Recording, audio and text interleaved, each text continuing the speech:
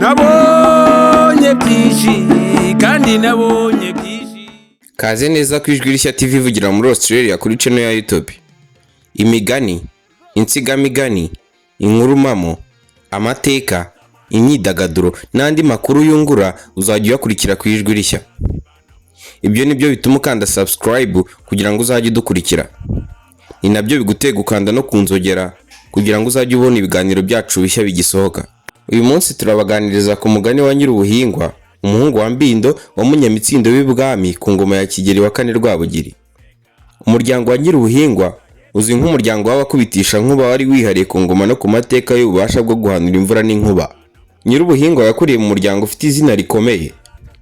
Mbindo se wa Nyirubuhingwa yari umugabo ukomeye cyane mu Rwanda, umubwiriza w'imvura n'inkuba, kandi yakoreshaga ubwo bubasha kubw'inyungu z'igihugu. Nyirubuhingwa yabonaga buri kantu, yiga gucunga imvura n'uburyo inkuba zashoboraga gukoreshwa mu gihe cy'imihango n'ubukangurambaga. Igihe kimwe mu gihe cy'amapfa akomeye, umwami Kigeli Rwabugiri yatumye kuri Mbindo ngo ashyigikire igihugu, ariko Nyirubuhingwa wari warigishijwe n'umubyeyi we yahise afata inshingano kubw'impuhwe z'abaturage. Mu ijwi ryagutse yasabye ikirere kuzana imvura mu cyubahiro no mu rukundo aho kugira ngo izane igitinyiro. Uyu ni umugani utubwira ko ingabire dufite ziba zigamije ineza y'abandi. Nyirubuhingwa yamenye ko ububasha bw'umuryango atari ubwo kugira ubwoba, ahubwo ari uguhuza abantu no gutanga urukundo.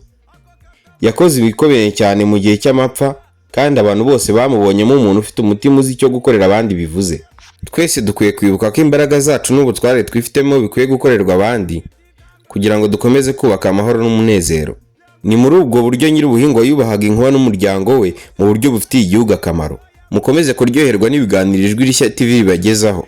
Mwari kumwe na mugenzi Paiko hano muri Australia, aho mudukurikiranira kuri channel ya YouTube. Mugubwe neza na hejo. Miziki ya kupesa ya kuseka Azari tatape mukonze ya chakarakatu Developeri ya pek